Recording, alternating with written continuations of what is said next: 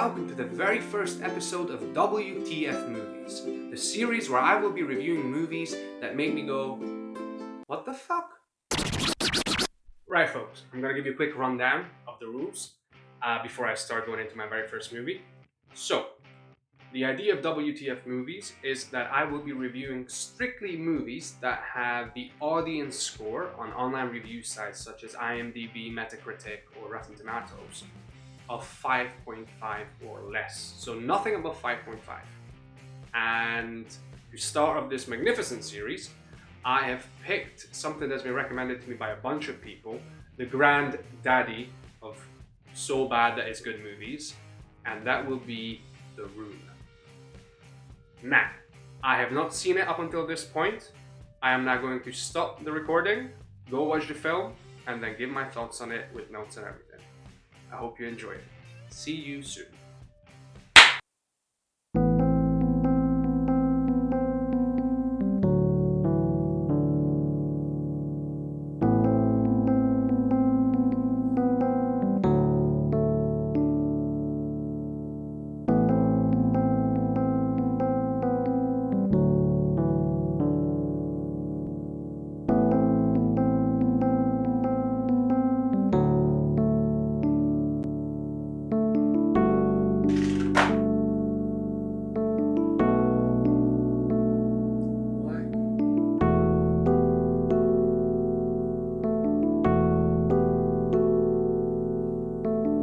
Hey guys, I didn't see you there. Why don't we start our review of the masterpiece that is The Room? Right.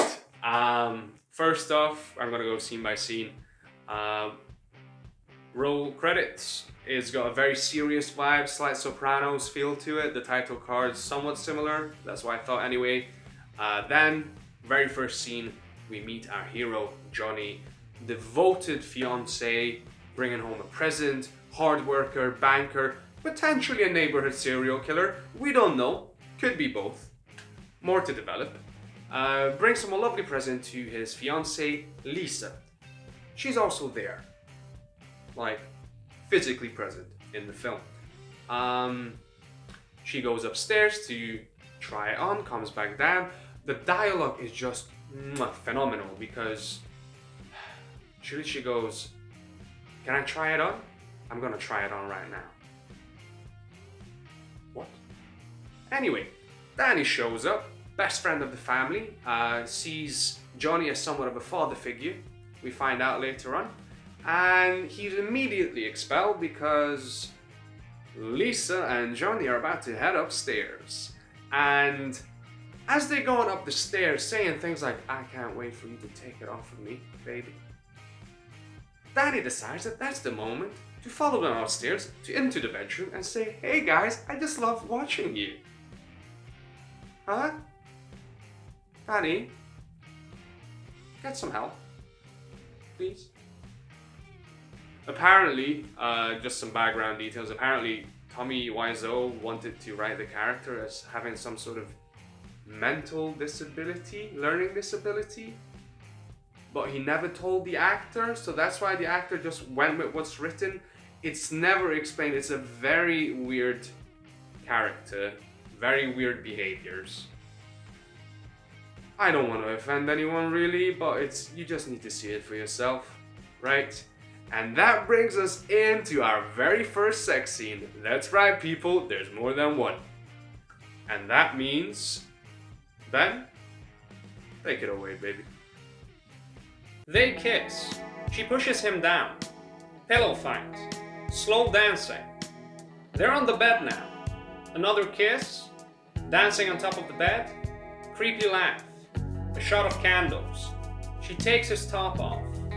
Tickling each other with a rose. There's a boob. Looking through glass with water pouring down. Could be a window. More rose play. He penetrates her belly button. More kissing. Humping of belly button. Creepy laugh. Kissing. More belly humping. More belly humping from a different angle. It's finally over. It's the next day. Johnny goes off to work, I suspect as a vampire hitman, while Lisa stays at home and has her mother over. They discuss different topics, and we find out that, there is trouble in paradise. Lisa does no longer love Johnny. To which Lisa's mum gives some very valid and potent advice from the late 17th century, basically telling her that he's her security, financial security, and babe, you can take care of yourself. Gold digger! Mom leaves, and then Lisa gets on the phone to Johnny's best friend, Mark, also known as Blonde Jesus, and basically she doesn't know what to do, she needs some advice. They decide that they will have a conversation face to face. He will come over the next day. He does, and then to everyone's surprise, including Mark's, she tells him that she loves him, and they have sex. Sex scene number 2. Hit it, Ben. They're sitting on the stairs. He touches her leg. They kiss, and kiss, and kiss, but naked. They kiss again, but their clothes reappear. She plays with his pecs. Close-up of stairs. She looks really happy. They kiss, and kiss. Close-up of stairs. She touches his lower back. He's eating the side of her face. Oh, she touched his butt. They kiss. She's eating his neck. Close-up of stairs. There's movement. And kiss. Neck kiss. They both feel really bad, him more than her, and they both agree that they're not going to talk about this. This will be their secret. Meanwhile, Johnny is buying flowers and struggling to lip sync to the lines that he wrote himself. Lisa orders some pizza. Danny shows up looking for Johnny, but Johnny's not home yet. So Danny goes, bye-bye. And then Johnny finally gets home. Unfortunately, he did not get promoted. Very, very sad.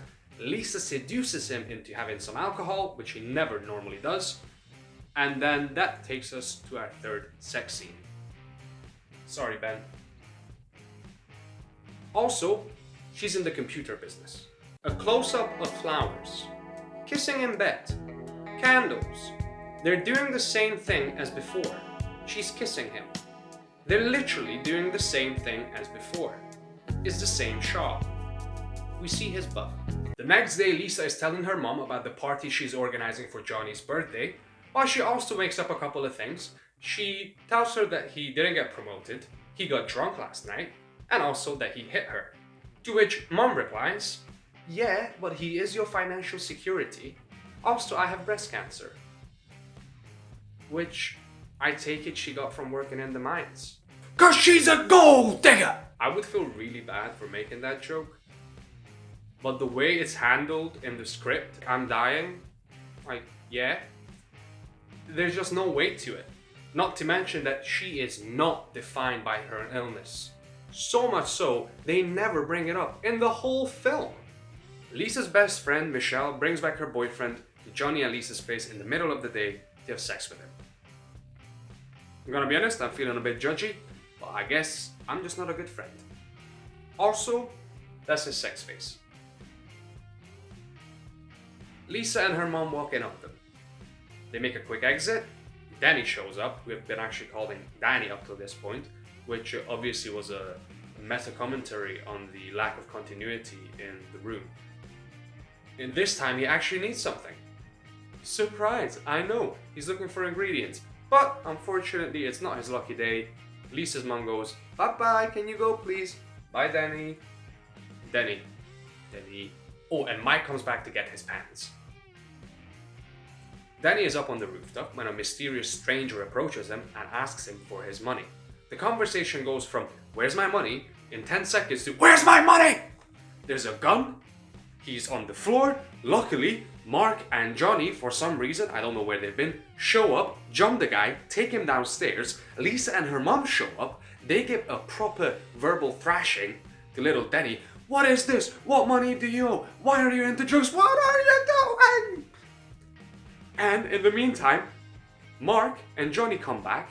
It has literally taken them less than 2 minutes to take a built drug dealer down the stairs, kicking and screaming, probably hail a police car and be like, hey dude, he's a drug dealer, take him away, bye, thanks. Run back up the stairs and check on poor little Danny.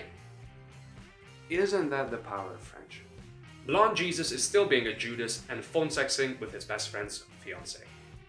Mark and Johnny have a friendly catch-up on top of the rooftop, which, by the way, is one of the fakest green screens in the history of cinema. They're literally blurring in and out of it at some point. And apparently, even though they still had an actual rooftop booked, but they never used it. Anyway, so they're having a friendly catch-up, and they're talking about women. It's some hilariously bad dialogue. Some women are too smart, some women are too stupid, you never know. At some point, Mark tells a story about a girl that used to see 12 guys and she got beaten up and ended up in a hospital. To which Nosferatu reveals his true nature and just goes, what? Mark leaves, Danny shows up with the biggest reveal of the century, and somehow, in a very weird way, foreseeing the 2020 stepmother porn epidemic, confesses his true love for his father figure's future wife. Somebody get these guys a therapist! Johnny's response is, that's okay. She only likes you as a friend. What zone is that? That's not even a friend zone. What zone is that? Girl talk with Lisa and Michelle. Lisa finally comes clean to Michelle, her best friend, about the fact that she's cheating on Johnny. And someone actually has a normal reaction going, you can't do this, you need to tell him, you're gonna hurt him. Meanwhile, Lisa feels no remorse, no guilt. Literally says, no guilt trips. What? Johnny walks in. There's a secret. Now he wants to know what it is. Michelle leaves. And at this point, there's our first argument between the two lovers. Johnny actually goes from having a valid point, which is, why are you telling people that I'm hitting you? To, why do you have secrets from me? You shouldn't have any secrets from me. I'm your future husband. No secrets? Birthday presents? Christmas? Maybe the fact that you don't like my beard, you can keep that a secret? Oh, and on that, James Dean delivers the line, you're tearing me apart, Lisa! I'm not even kidding. The next day, the guys are bonding in the alley. It's a lovely little moment. They're throwing the ball around. Mike tells his funny little underwear story. For some reason, nobody stands more than 1 meter apart from the other one. And at some point, randomly for no reason, Mark gets so much power that he knocks Mike over a bin from 1/2 meter with the ball. And scene. Lisa and her mom finally have the heart-to-heart they needed to have. Lisa admits to cheating on Johnny, but unbeknownst to her, the Phantom of the Opera is always listening. So obviously, he decides to bug the phones. Guy talk with Peter. At more than halfway through the film, we finally meet Johnny's other best friend, Peter, who's a psychologist. They talk about women, he brings up the fact that Lisa's cheated on him, very heartbreaking stuff. Then Mark shows up, and he just plainly admits that he is having sex with a married woman. Johnny approves.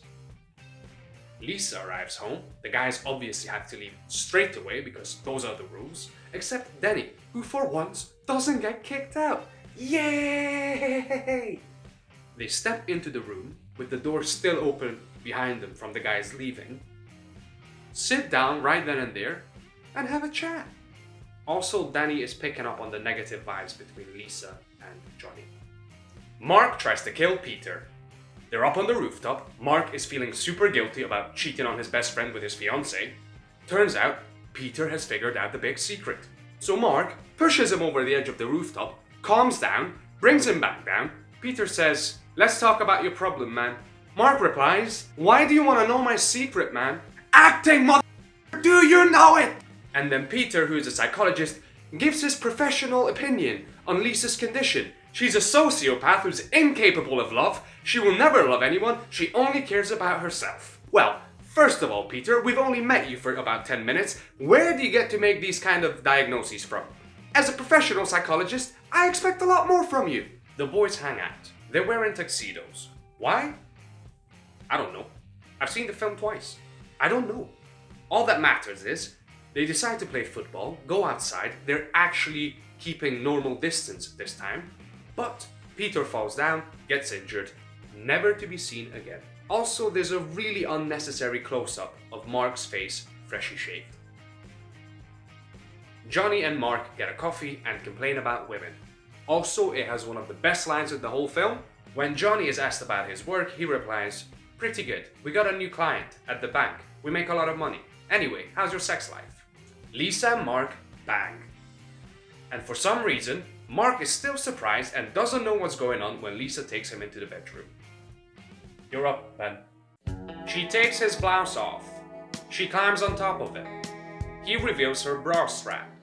He hugs her. Random moaning sound unrelated to the action. They kiss. And kiss. And kiss. We got a boob. Neck kisses. More boob. More kissing. Movement. More movement with energy. They hobble like fat penguins, but horizontally. Zoom in on the penguins. Cuddle. The friends go jogging and throw the ball around.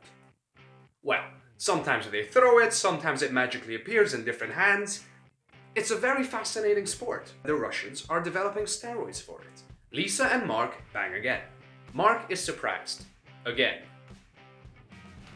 "Hey, Benny old buddy old pal." Lisa takes her top off. Somebody knocks at the door. Phew. Interrupting our 5th sex scene is Michelle. Boo!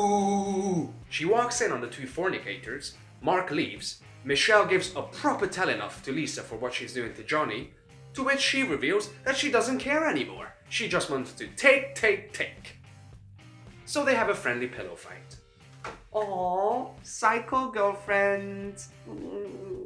The boys are jogging. Again. They sweat.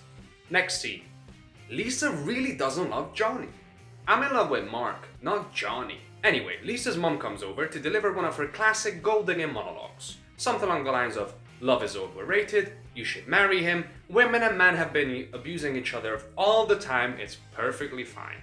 At this stage, you'll find more three-dimensional characters in a 1980s Tetris game. Johnny's birthday.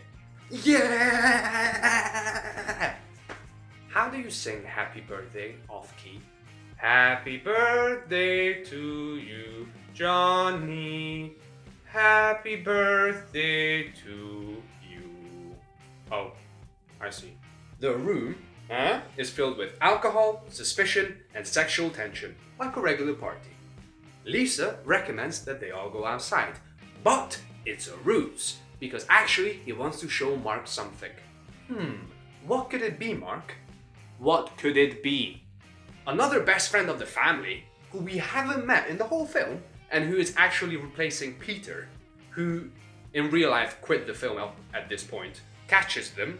Lisa brushes him off, they go outside, Johnny announces that they're expecting, which we immediately find out that Lisa made up just to keep Johnny happy, and then she recommends that they all go back inside again, so they do. And at this point, the alcohol, the suspicion, and the sexual tension have reached a boiling point. Lisa slaps Mark, Johnny sees this, they get into a fight, they calm down. The fight continues! Lisa kisses Mark, Johnny sees this, all hell breaks loose. Everybody leaves, except Mom and her gold-digging ways. She tells Lisa to try to make up with Johnny, then she leaves too. Lisa calls Mark that she wants to go upstairs for that sweet, sweet love. But aha! Tarantino's second choice for Colonel Hans Landa marches out from the bathroom. He heard that Lisa was on the phone to someone. He reveals that he's been bugging the phones, replays the conversation, and has his heart broken by what he's already known. When his best friend kissed his fiancée in front of him? The fiancée that he knew was cheating on him with someone? Johnny smashes his flat. Well, actually, he smashes some stuff, then he stops, and he goes, sorry, serious. Finds a gun, which I thought was from the drug dealer from earlier on that he took, which would have been a fantastic piece of continuity, but no, you can't have nice things in the room, that doesn't happen.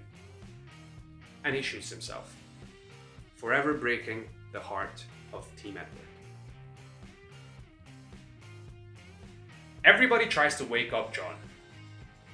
Lisa and Mark try to wake him up, obviously he's dead, he's got the blood gone. Lisa with another psycho line of, "I lost him, but I have you, right? Right?" We're free to be together. Mark, not to be outdone with his very own, this is your fault. You did this. You bitch! Well, Mark, my friend, did you accidentally slip into the pum pum? Twice. Danny arrives, tries to wake up Johnny. Unfortunately, doesn't succeed. But, to add insult to injury, we finish the film with a pan away shot from Johnny's dead body, while there's police sirens in the background, closing in, growing in intensity. And at the moment when we hear them drowning out all noise, they're right there. One of the neighbors shouts, "Somebody call the cops!" The Room. Alrighty people, that brings us to the last segment of the show, which is where I will reveal the online audience score of this film, and then I will also give my own verdict. IMDb gives The Room 3.7, which is actually the lowest score out of the 3 websites. Metacritic gives it 5.2, which I found interesting. And Rotten Tomatoes comes in the middle with 4.7, which again, not the worst, just along the middle. And now, time for my verdict. May the defendant please rise. Before I can give my score, I have to reveal my very own scoreboard and what they mean. So, here we go. Obviously, my rating system only goes till 5.5, so here they are and what they mean. 5.5, A for effort. 5, you a solid 5, baby. 4, I can make this at home, you know. 3, you have brought shame to your family. 2, you have brought shame to your nation. 1, may God have mercy on your soul. 0, Nukem. And with that in mind, I was very entertained, so I don't want to be too harsh. But as a filmmaker, actor, there were so many mistakes. It was a surprise if something went right. So, it wasn't the shame of the nation, but there was definitely a couple of ashamed families at the end of the day. So, I'm gonna go with a solid 3 on this one, I think. And that wraps up our very first episode of WTF Movies. I hope you've enjoyed it. If you have, like, subscribe, follow, leave comments below with your very own rating, recommend movies that you want me to watch or just suffer through.